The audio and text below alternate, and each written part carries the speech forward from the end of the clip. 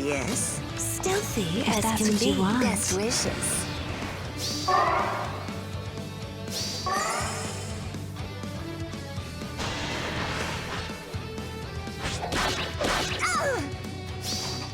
You've been naughty.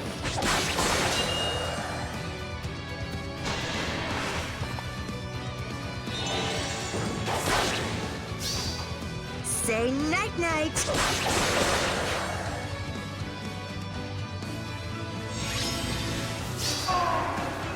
I'm listening.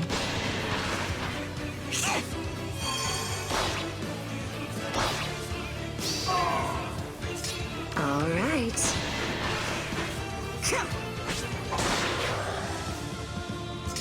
Orders?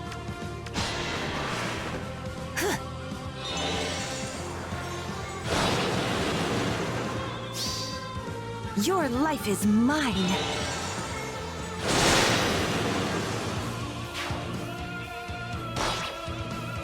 Yes?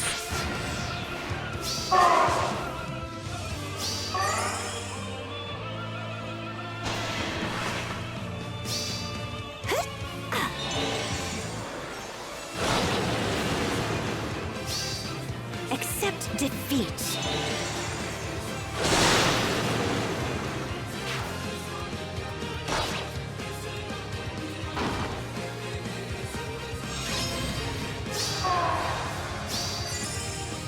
Orders? For me? Let's go. Ready, sweetie? Of course.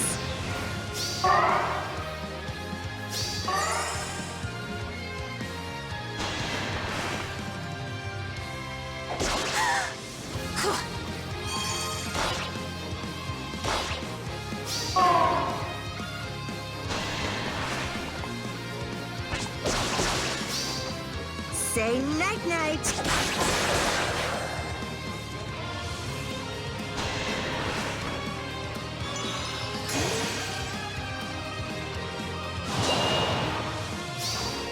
Say night-night.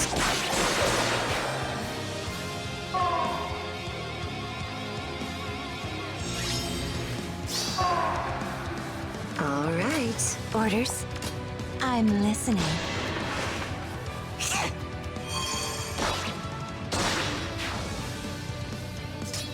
Best wishes.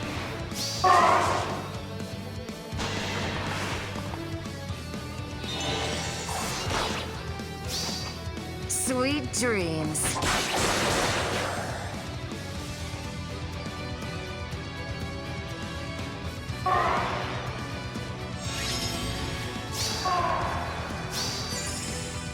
Let's go.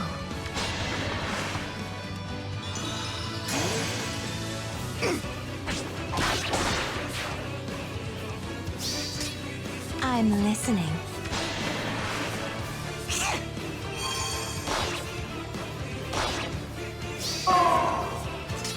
Yes? Stealthy as can be.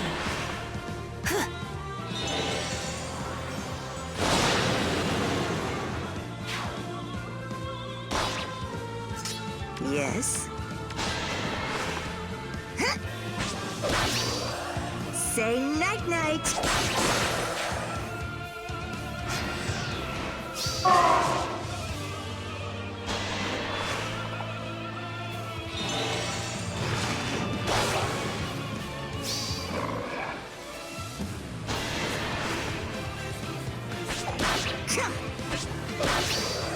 Time to play.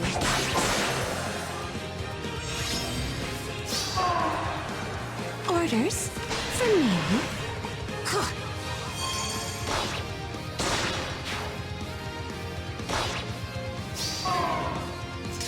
Best wishes.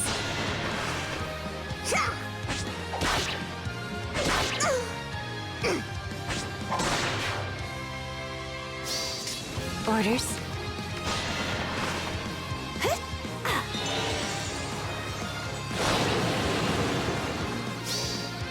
No hard feelings, dear.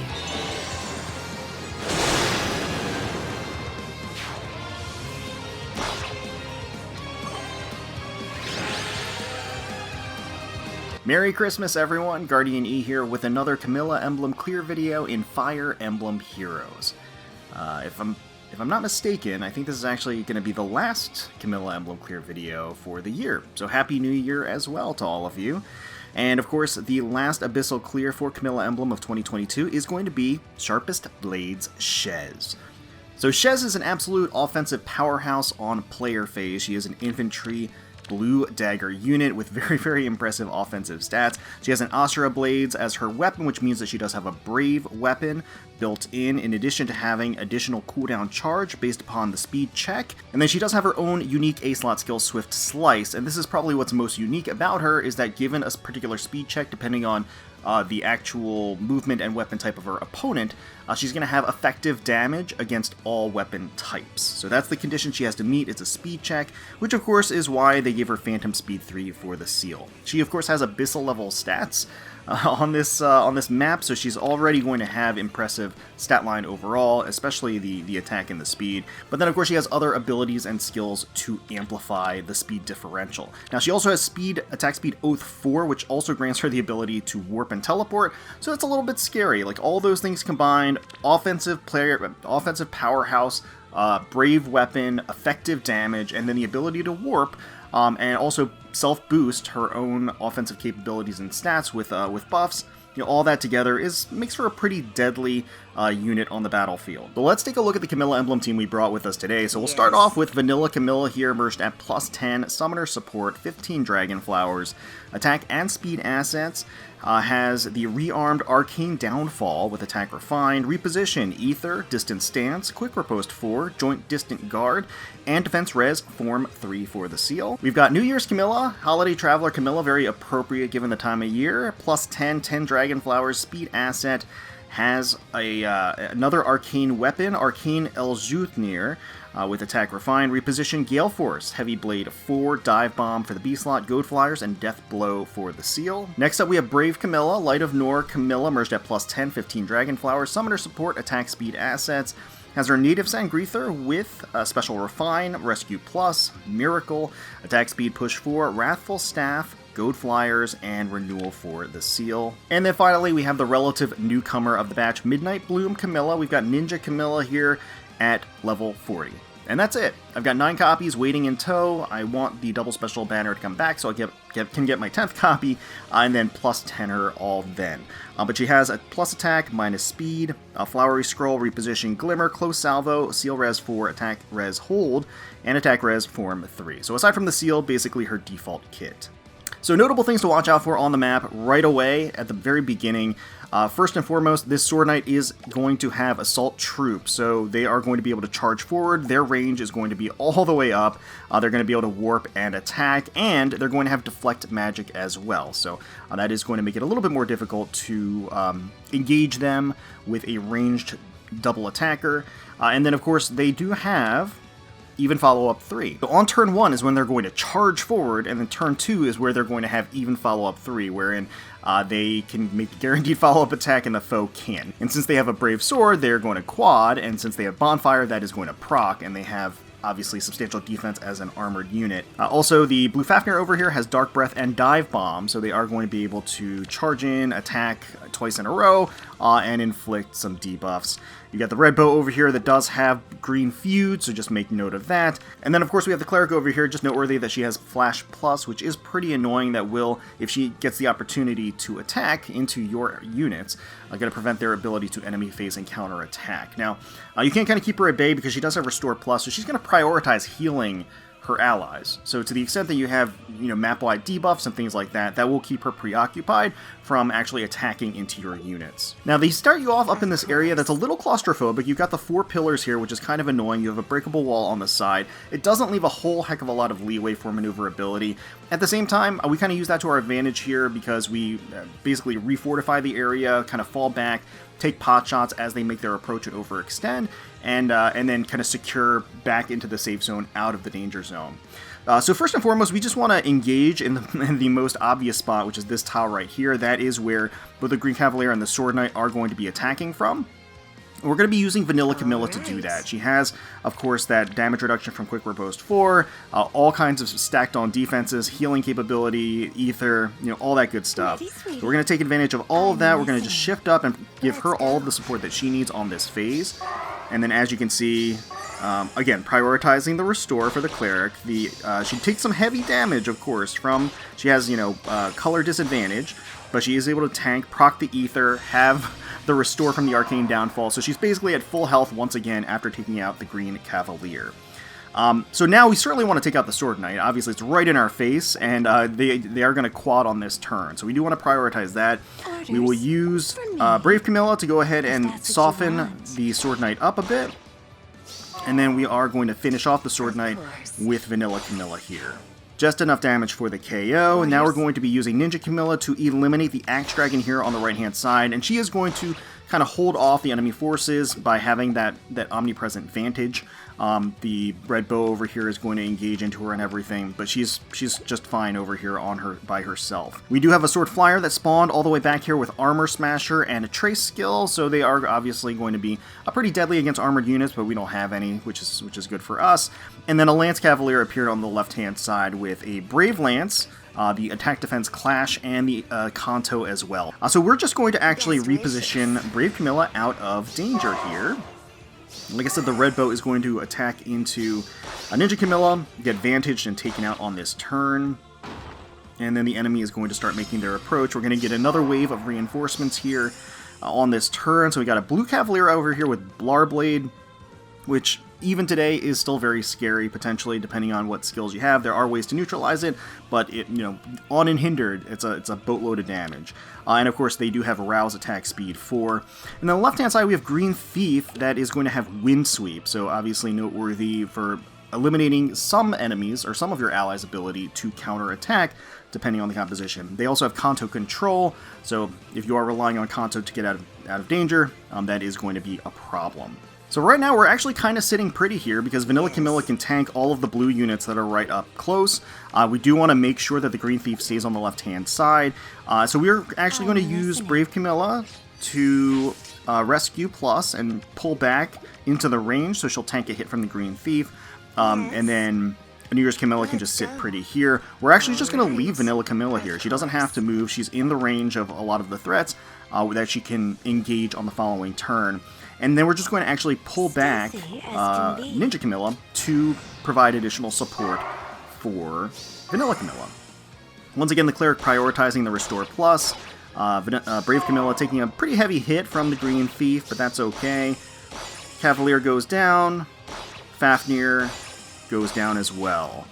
Vanilla Camilla really showing the strength of that Arcane Downfall and the Quick Riposte 4 and basically the entire kit, essentially. Now, one last round of reinforcements that appeared back here. We've got a green Manakee, not only with Triangle Adept, Water Breath, also has Speed Res Bulwark 3, and then Infantry Null Follow-Up 3, and Distant Counter Dragon for the seal, so pretty decked out. We've got Red Cavalier here with Rauder Lion Plus, along with the Form skill and a Ruse skill, and then of course the Fatal Smoke as well, being a little, shutting down some healing tactics that you might be employing.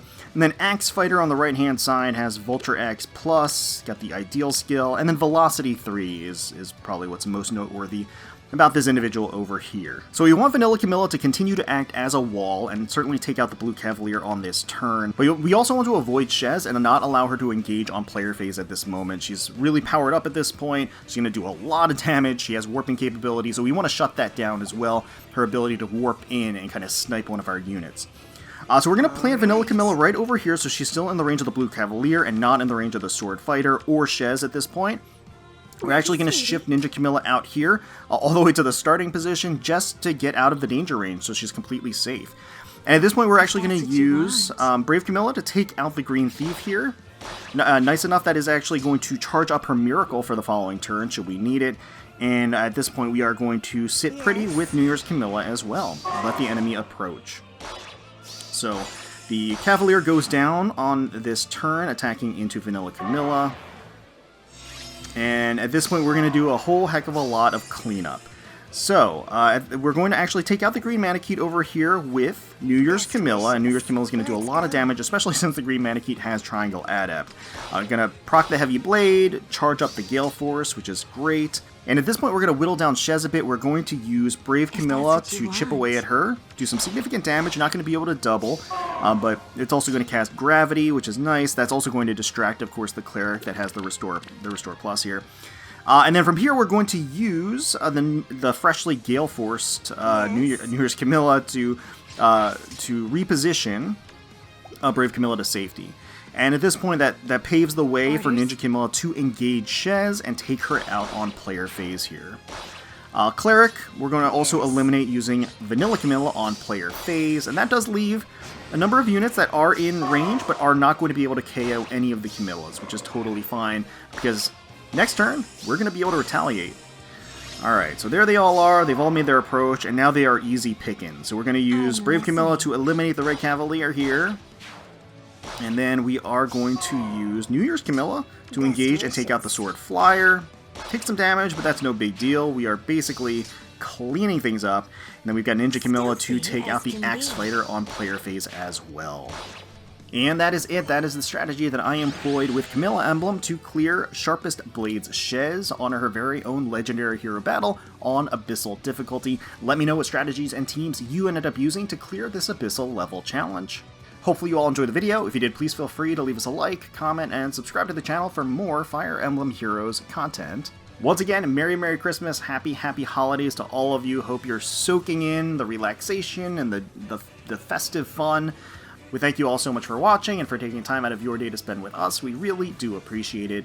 And until next time, let's protect those skies.